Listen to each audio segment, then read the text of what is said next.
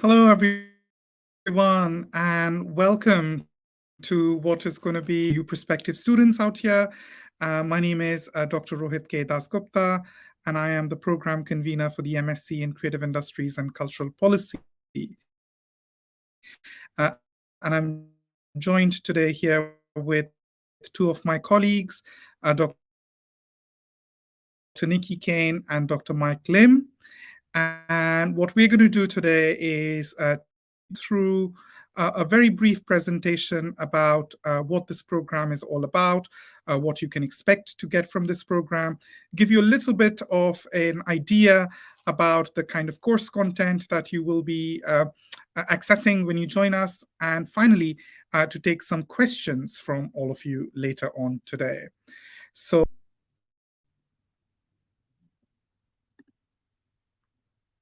Lucia, if you can go on to the next slide. Excellent. So this is just a little bit about me. So I'm, as I said, I'm an interdisciplinary scholar. I am also the program convener for this program.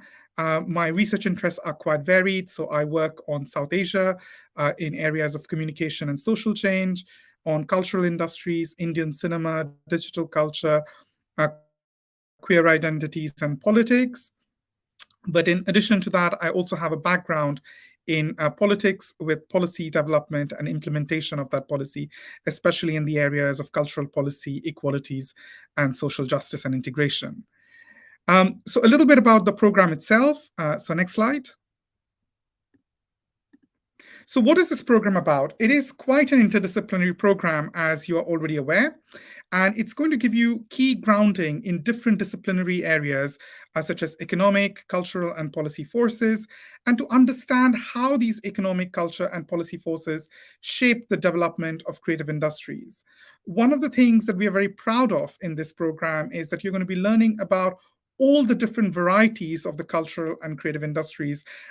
And each of the members of staff bring in certain strengths, whether it's kind of in film and television studies, whether it's in kind of the development of cultural policy, whether it's in museum and art history, whether it's in areas such as fashion and textiles, or just looking at the creative economy. And that's what is really the strength of this program, getting a theoretical and an analytic depth coupled with an emphasis on what are the realities of contemporary cultural production right now, both globally as well as in the United Kingdom. And what you're going to get is a very rigorous academic experience, which will prepare you for a career within this sector. As you can see, some of these over here on this slide, I've got some of the kind of books that you're going to be reading. So you're going to be looking, of course, at an introduction to cultural industries, but also you're going to be learning new concepts such as creative justice, about the role of cultural industries and environment, understanding cultural policy, and then giving you that kind of grounding that is required for you in order to be working within this sector. Next slide, please. So at this stage, I just wanted to introduce the teaching team to you. Unfortunately, Professor Mark Banks and Anne McCluskey couldn't join us today, but I do have two of my other colleagues who are going to briefly introduce themselves and tell you a little bit about themselves and their research interests. So if I can have Nikki first.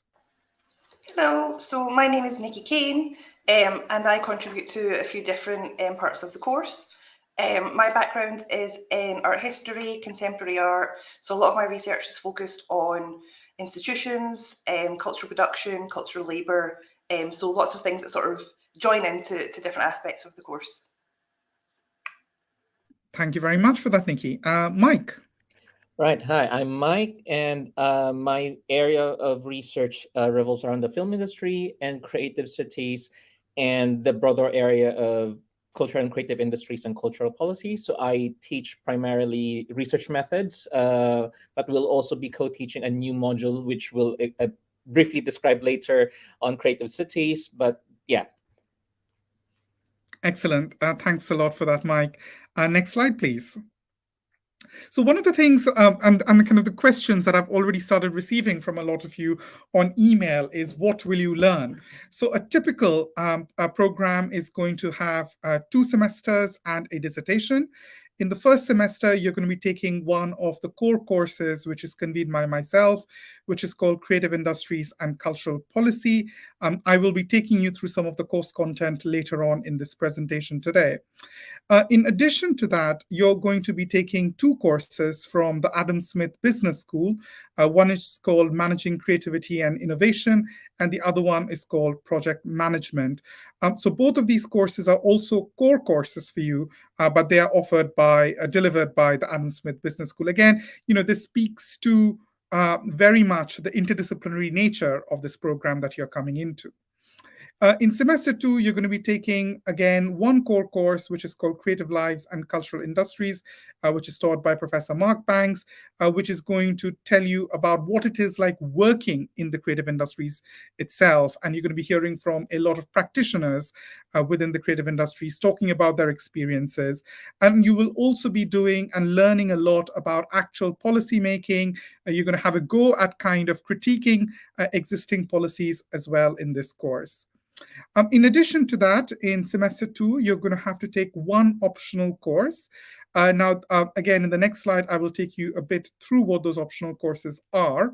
But basically, you will have quite a large selection of optional courses, both from within the School of Culture and Creative Arts, where our program is based. But in addition, also, you will be able to take courses from, for example, the School of Law, from Adam Smith Business School, and so on.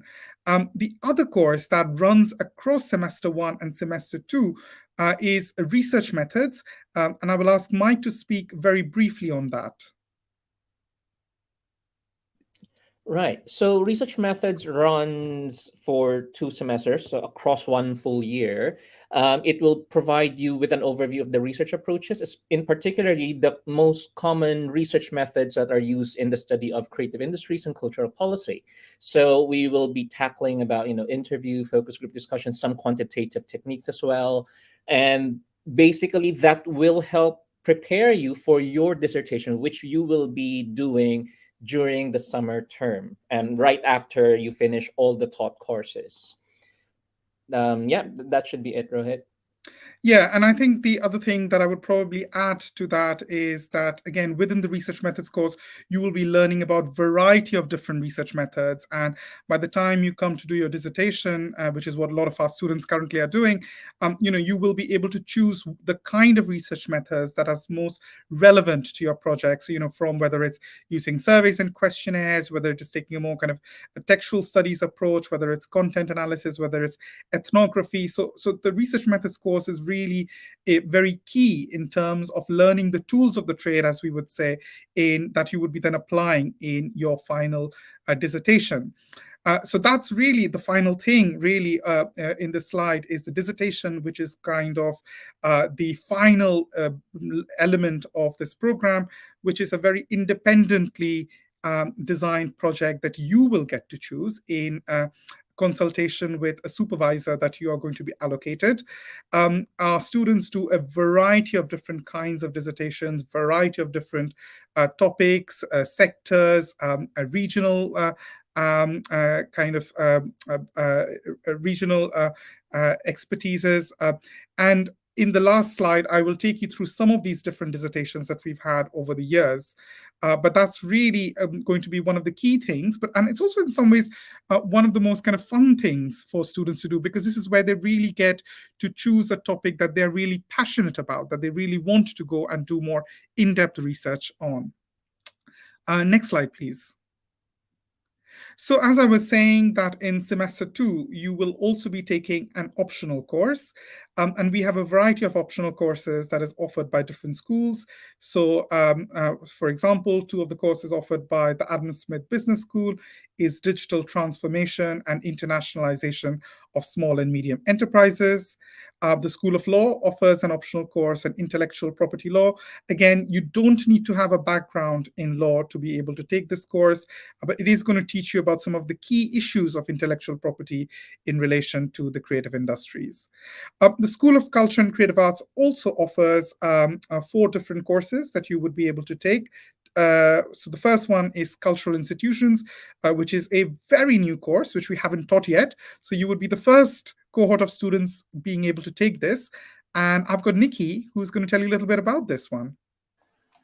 Yeah, so as Rohit said, this is a brand new course, and we've sort of developed this thinking a lot about the students who take this programme and what they are interested in, and what sort of areas could really benefit them. So this course will look at cultural institutions quite broadly, so everything from museums to festivals to national theatre companies, as well as smaller sort of DIY grassroots organisations.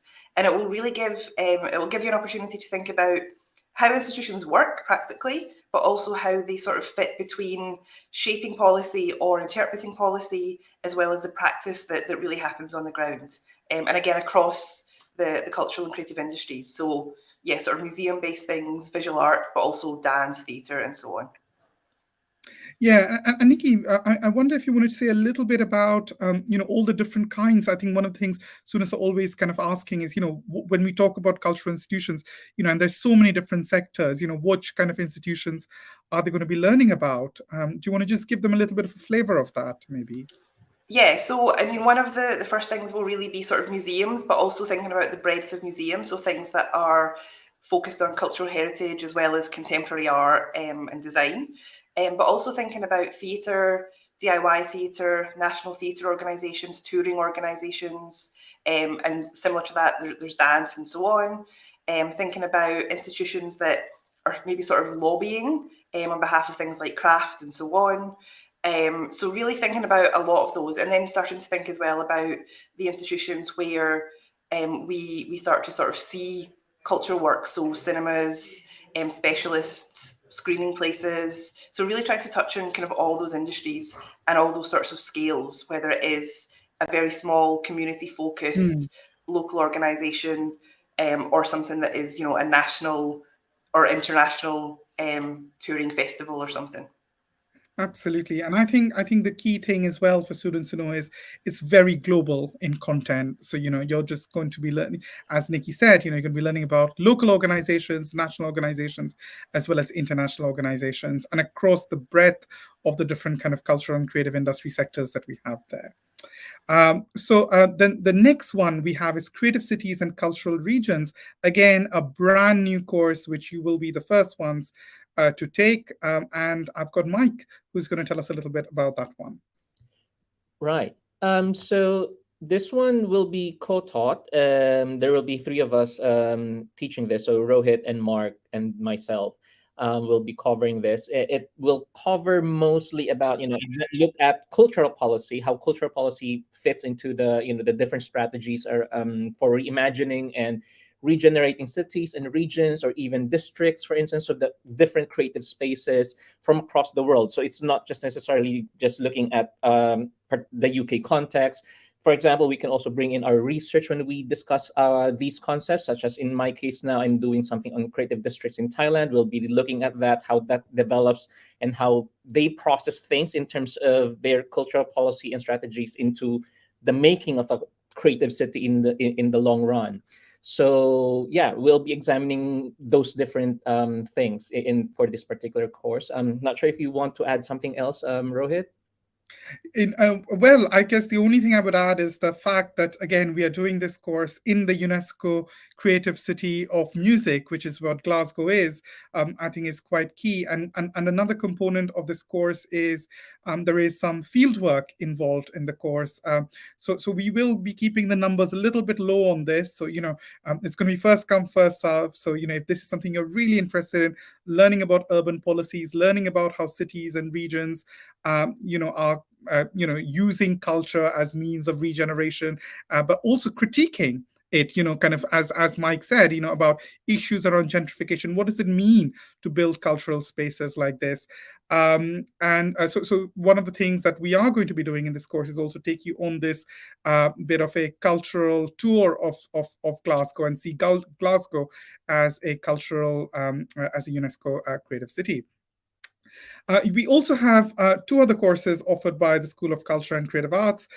So one is issues in audience management, which is where you learn about the different kinds of audiences that exist. Again, a large number of our students end up doing their dissertations looking at consumption and consumer practices, whether it's in the fashion and textiles industries, whether it's looking at film audiences, especially with the new kind of SVODs and kind of new OTT platforms and the kind of the changing nature of audiences.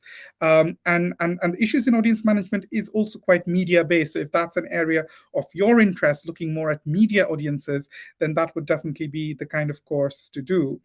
And finally, we have festivals. And again, this is a bit preaching to the choir, because I'm sure many of you are already very interested in festivals. Some of you would have gone to different festivals, whether it's music festivals, art and literature festivals, film festivals. And the festivals course sort of brings it all together. It's a course that is taught by colleagues in film and television, with a third, a third, a third. So you've got a third of it taught by colleagues in music, a third of it taught by colleagues in theatre, a third of it taught by colleagues in film. So you kind of, again, get the very depth of the different creative sectors and thinking about festivals through those sectors. Okay, next slide, please. So in terms of teaching format and assessment methods, each of those courses will last about 10 weeks. That's other than the research methods course, which runs for 20 weeks across the 2 semesters. And the courses all have a variety of different teaching formats. So a typical course is going to have a lecture, but alongside that, you're going to have seminars, which is compulsory. So it kind of allows you to be put into small groups and have those kind of in-depth conversations of things that you've learned in the lectures.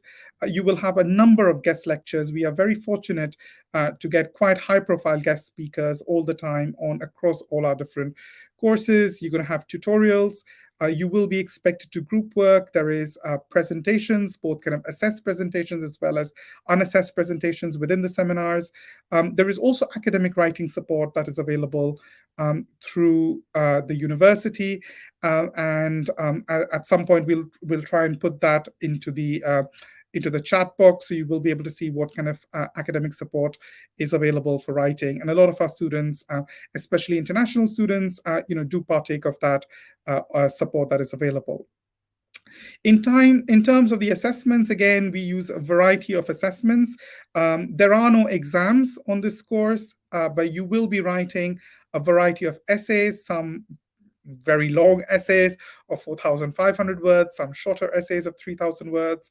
You will be expected to write reports. You will be expected to do presentations as well, written as well as orally presenting your work. So those are the various kind of assessment methods that we currently have. Next slide, please. So one of the things that I thought would be really helpful for you was to show you a little bit about what the typical course content is in each of these courses. So the one I picked was one of my courses, which is the CICP, Creative Industries and Cultural Policy, which is your core course that you're going to be learning in your first semester. So this is a typical course content from 2 years ago when we taught this. As you can see again over there, it's a number of different concepts and theories that you're introduced to. It's team taught, convened by myself. So as you can see, you're going to be learning, of course, about some of the basic concepts and understandings of what the creative industries is. You're going to be learning about issues such as taste and culture. You're going to be learning about globalization and cultural imperialism. You're going to be learning about creative economy. You're going to be learning about festivals and policy, about socially engaged art, about creative cities, about popular music industries, about global Bollywood and film policies. And that's just what a typical academic course content would look like, where you've got these 10 weeks of lectures by different people, a lot of them, delivered by ourselves, but also having other academic lecturers from within the school. I would say that this is, of course, subject to change. And so this was from 2 years ago. It has changed quite a lot again last year, and it will probably change again next year. So we keep making sure that, we take student feedback on the course content, and we change it according to that, updating it as and when necessary. Next slide, please.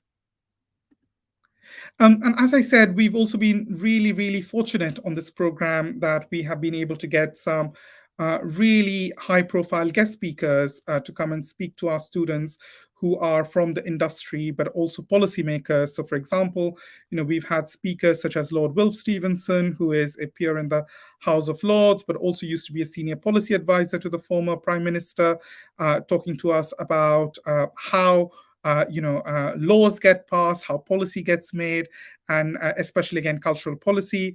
We've had MPs such as Alex Sobel talking to us about tourism and heritage.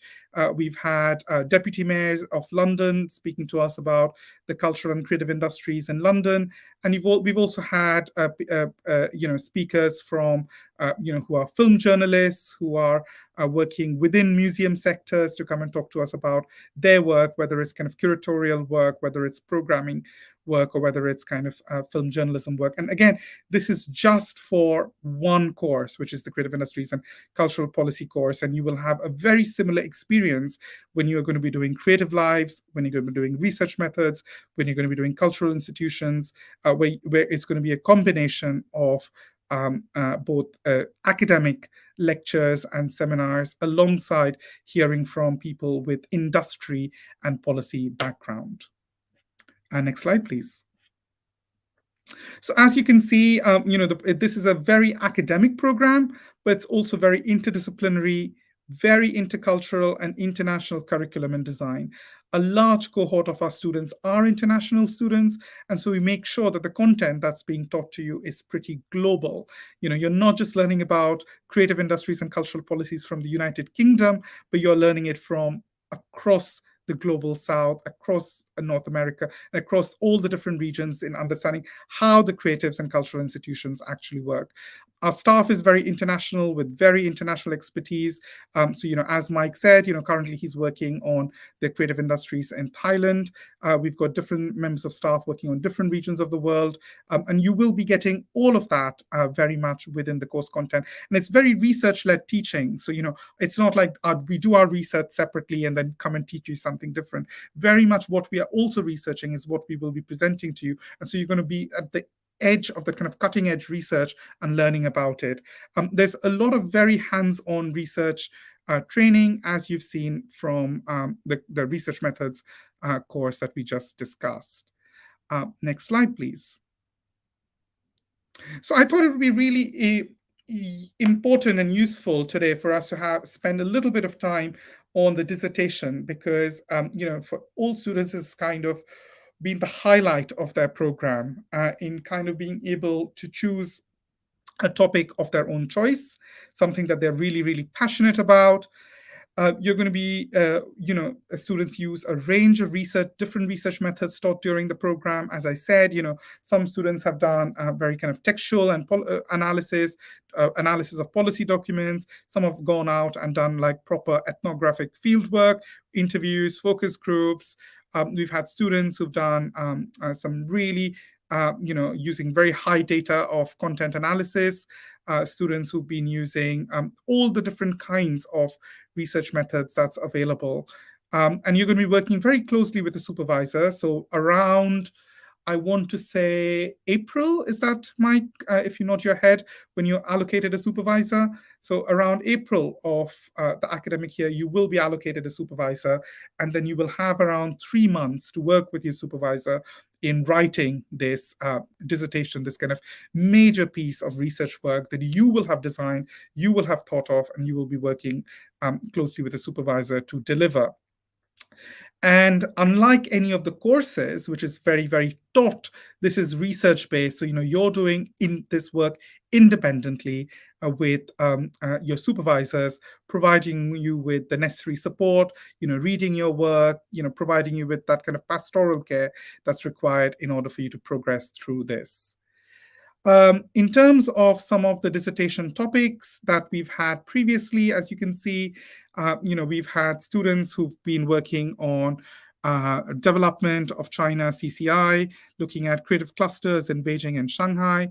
We've had the role of social media influencers, on Buddhist cultures, on reality television, on K-pop, on fashion blogging, on kind of, again, consuming Disney, looking at soft power and Bollywood. So it's a whole gamut of different kinds of interests of our students, and a whole gamut of different topics across all the different sectors, from fashion to social media to film to television, that we've had students writing their dissertations on. Next slide, please. And probably the final thing really to tell you about is employability. And where do most of our students go on after completing this course? And I know at some point, I think the office is going to send you a video of one of our alumni, most recently, who graduated last year, and some of the wonderful things that she's doing. But our students, whether you're seeking a management role within an established organization, or you're planning to go down a more kind of entrepreneurial path, the program will give you those critical tools that is required of you when you go out to work in the culture and creative industries. And our students have gone into a whole range of careers in the cultural and creative industries, from working in newspapers, journalism, broadcasting, publishing, public relations, marketing, management consultancy, so a whole range of it.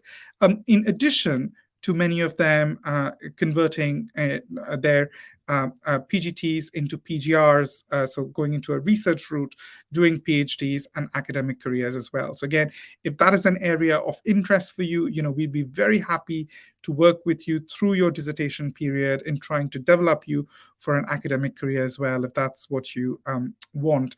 The other thing to kind of say at this point about employability is that the university also has a dedicated service to help you with employability, whether it's kind of writing your CV, whether it's helping you to look for jobs, but really kind of, again, supporting you through that stage. So it's not just once you've done your degree, it's done, you're done with, but rather there is a lot of support through the process. And, whether it's getting volunteering opportunities or internships during the course of doing your program, again, there is a dedicated office within the university to help you with that.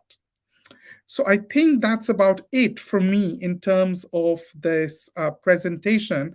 But if I can just have Nikki and Mike just now, and I was just thinking, if either of you want to just tell us a little bit about your experience of the seminars and the kind of wonderful discussions that has happened within this, and what it offers our students, maybe a little bit, just to give our viewers a bit of an idea of what they can expect from this.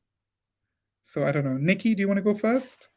Sure, yeah. So I have been involved in a lot of the seminar teaching over both semesters, and it really is a very sort of valuable way for students to really engage with some of the kind of complicated and complex ideas that we touch on throughout the programme, and a way to sort of really deal with things in depth. So starting to think about really specific policies, really specific practices, and some of the questions and the issues that sort of arise from that. And it really, you can see really clearly how useful it is to be able to have those in-depth discussions, not only with me or colleagues, but also with each other. So the seminars are also a really good opportunity for that sort of peer learning. And I think we find that that's where some of those really rich discussions and ideas really come from. And sometimes I think we can sort of see that the issues and the ideas that we discuss in the seminars can also become something that starts to inform or shape ideas for dissertations later on. So it can really be a really useful way of kind of building that learning and really sort of getting in depth as well. Yeah, and I would probably also say with the seminars that it's been really, really helpful because, in the lectures, because of the large number of students, sometimes you're not always able to ask those questions and kind of go through those concepts that you've just learned. But the seminar gives you that opportunity to really go in depth and have those discussions within small groups of 4 and 5 students, which you can then, test out these different ideas. Nikki, Mike, myself, and other seminar tutors will be available there in kind of a much more personal basis to kind of have those conversations with you, whether it's to do with a reading that you've been assigned, which you might want to ask some questions about, but have those very in-depth discussions that is not always possible in the lectures. But Mike, I know you also do quite a lot of workshops in your course on research methods about these different methods. So do you want to tell us a little bit about that, maybe? Yes. So the seminar is really a very good venue where you can interact and engage with one another. That's really the space for that. So we have peer review sessions, for instance, which has students found very, very helpful. So that's when you actually share your topic with one another and get some feedback from somebody else, and as well from your tutors. So this is really meant for us to develop your ideas, and that's the opportunity where you can ask questions as well, and then you get to interact with all your other classmates, which is not usually provided during the lecture because it's a very short amount of time, normally about 1 hour, and it's very much engaged in the lecturing process. So the seminar provides that opportunity for engagement, interaction, and discussion. So many students really look forward to this, and it includes other activities, mostly activity based, in at least in my course in research methods. For example, we have some interview workshops, how you actually conduct interview, focus group discussion. It's very, very hands-on and practical. So it actually teaches you that the actual skills in actually conducting the research. So yeah, this is something that many students look forward to. Yeah, I've definitely, I think, the what you just mentioned, that's such a good practice, peer reviewing each other's works. So, for students, that you're not just, by the time a work is coming to us, you've already had a chance to discuss it with your peers, and you've had conversations with fellow students. You've been able to kind of look at each other's work, and I think that's a really valuable process that especially your research methods course teaches. The other thing, for example, within the CICP core course that we do in the first year, first semester, one of the things we do is we do quite a bit of screening. So, in the seminars, you will have watched these kind of 10-15 minute film clips, and we have a lot of discussions about that as well. Again, just making sure you understand how to analyze different kinds of text, whether it's film text or so on. The other thing about Creative Lives, and I know Mark's not here with us today, but one of the things that they have is they have like 4 or 5 policy workshops. So this is where you come and hear from a policymaker, talk about a policy, you read up on a particular policy, whether it's about to do with working in the garment industry, whether it's working in the crafts and textiles, or working in the screen industries, and then having a very robust discussion about those within those policy workshops. Again, the kind of teaching that you get is really, really varied, and the class sizes are also quite varied, just to kind of put it out there. So the lectures will be big, so you will have, like, say for example, a typical CICP lecture would have around 100 students, whereas your seminars will be quite small, and you'll put into even smaller groups within the seminar sessions of 4 or 5 to have those kind of chats with each other. And also, all of us have office hours, so there is an opportunity for you to also have one-to-one tutorials with us. And if you've got any questions or queries about anything that we have taught you that you feel like you want to know a little bit more about, you can come and do that. I think the Adam Smith Business School courses are even larger, but again, those are very much typically written and taught by academics who are aware of the fact that not all of you will have a business background, but it's very much, again, for those coming from creative industries and cultural policy, from media management, and again, from the kind of these very professional courses, programs that you're on. I was also wondering if, Nikki or Mike, if you want to just tell us a little bit about your experience of working with students on the dissertation, because I know that's a bit that students are always a bit concerned about, knowing that it's very independent. But what has been like a typical experience for you working with a student, and what kind of things would you expect of them to do, and their expectations from you, and the kind of support that you're able to give them. Mike, maybe we'll start with you this time. Right. It's very much a guided supervision. While you are independent, we will provide you with our what we think about what you're doing, and we'll signpost you to the right direction. But at the end of the day, of course, it's still your project, but we'll provide you with the necessary anchor in that sense to guide you. And it's very, very interesting because the topics are just really, really varied. Again, given the international base of the students that we have a very, very diverse topic ranging from the different, contexts in terms of the region, from the global south to the global north.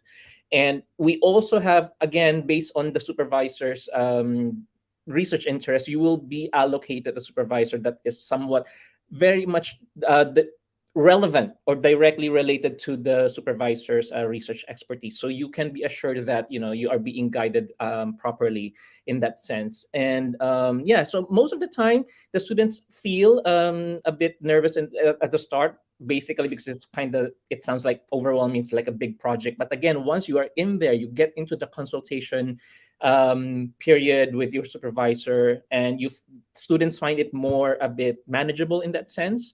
Although again, it's a quite limited period, but again, that's why we are there for you, to guide you and tell you that this is doable in this time frame, or maybe you should limit this, narrow this a bit further so that it can be workable or feasible in that sense. So yeah, but it's very, very enjoyable. At the end of the day, once the students finish their dissertation, they feel very, very accomplished. Wow, I've written this big work. So yeah, it's a great experience for most of our students. Yeah. Just before I bring Nikki in, I know we've been having a lot of talk, but I'm hoping that we're able to cover all the different kind of queries you might have. But if there's anything we haven't discussed, can you just make sure that you put that in the chat so that we can pick that up in our discussion and answer that if you've not already covered it within this presentation. So please make sure you use the comments button, and if there's any questions that you would like us specifically to answer today, that we can do that. But Nikki, yeah, how has your experience been doing the dissertation supervision? Yeah, I mean, I think a lot of it echoes what Mike was saying about that sort of transition into doing something independent. And I think, yeah, at the beginning, it can feel a little intimidating, because it is that sort of move from something that is taught to something that is being led by the student, and following their interests and so on. But it's really, as Mike said, a lot of what we're doing is really guiding that and supporting that. And I think one of the things that I've definitely found is that it can feel like a very sort of big task, but quite quickly I think the students realise that actually all the work that they've done in semester 1 and semester 2 has really prepared them to do this sort of much bigger project. And I think one of the other things that I think is really interesting is how the students find it really enjoyable, but they're also able to really focus in on things that are brand new, or things that are really emerging within the creative industries. So this year I'm supervising some students who are looking at sort of new developments in digital art, and as well as some of those kind of really more specific or kind of more focused, smaller scale things. And I think having undertaken the research methods course beforehand as well, they really have a good grounding in, what are the ways that you could sort of figure these things out or engage with these subjects. So it is a really, it is a shift, and it is a big project. But I think, as Mike said, there's that real sense of accomplishment, and also that sort of point of realization that actually they're prepared from all the work that they've done in the first 2 terms, that actually it's something that they're ready to do, and they can really pursue something that they are interested in and excited about. So yeah. Yeah, absolutely. I mean, that's really. I mean, one of the things that you both pointed out, that it's a trajectory, isn't it? Because by the when they are starting, and given the kind of diversity of students we have and the diversity of kind of academic experiences, learning something very new, and then by the time you've kind of come to doing your dissertation, you've kind of gone through that process, you've learned all of those, and you're able to kind of participate and do this kind of independent project all by yourself. And we have a question from Lulu about, do we have any internship chances? So within the course itself, Lulu, we don't have any internship opportunities. But as I said, the university does have a careers advice and a student office from which you are able to participate in volunteering opportunities and as well as internship opportunities. We have had previous students who have managed to get internships and volunteering opportunities whilst being a part of the program. That's very much, again, if you look at some of the links that are being put on the screen, those are the ways in which you're able to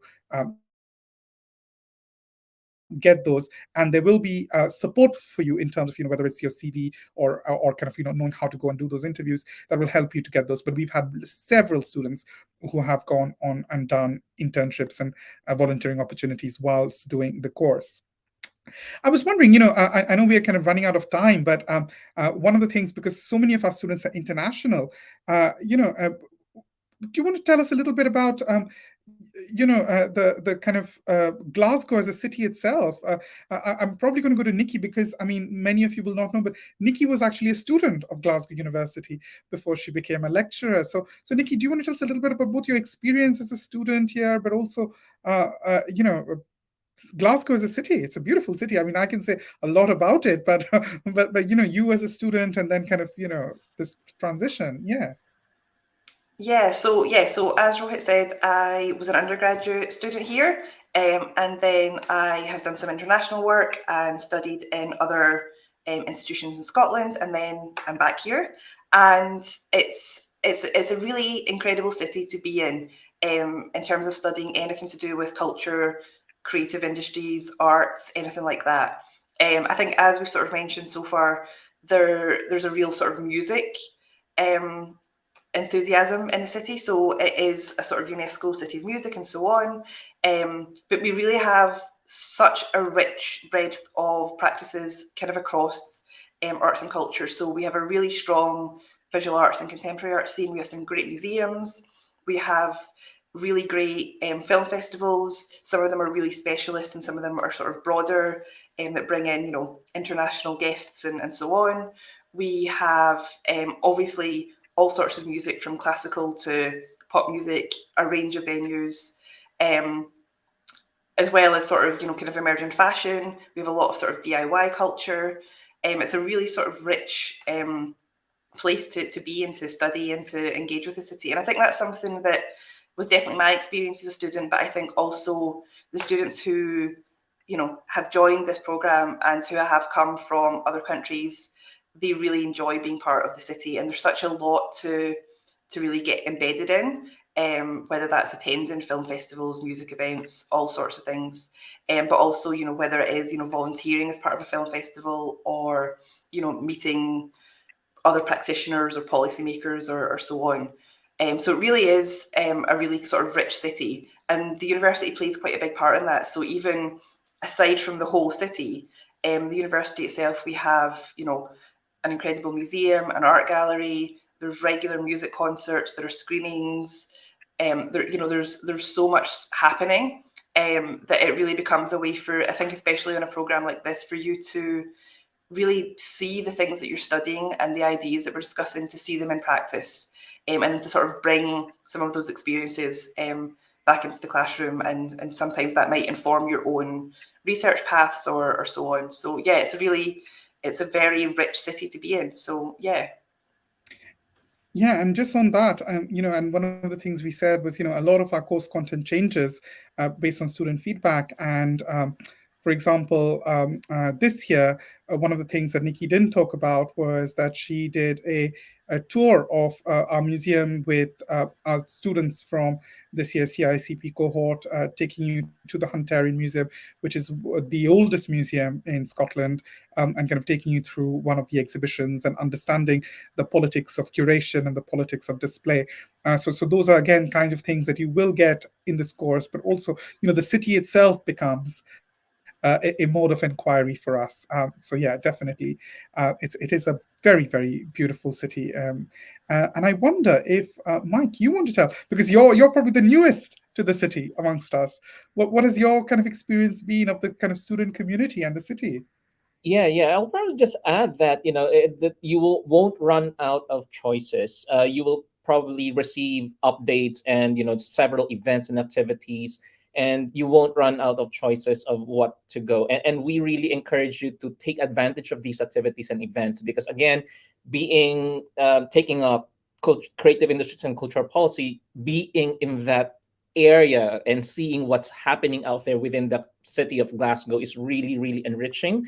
It helps you see the practical application of what we are discussing in the classroom. And yeah, being pretty new to Glasgow, it's very, very fun so far. I really like the city. It's big enough for you to explore. There are many, many places to explore, in fact. And I think that's really what makes it very exciting and dynamic because there are just so many choices. It's so diverse. So yeah. Yeah, absolutely. And I think it's been put into the comments. Glasgow is definitely, I would say, one of the friendliest cities I have ever been to, and the choices are really unlimited. So many cultural institutions, museums, art galleries. I think it's got is it the third biggest IMAX in the Science Museum? I can't remember. So it's pretty amazing, the kind of choices that you have, and the student union is always putting up different kinds of activities. So if you kind of get involved in that side of things, you will almost always have something or the other to do.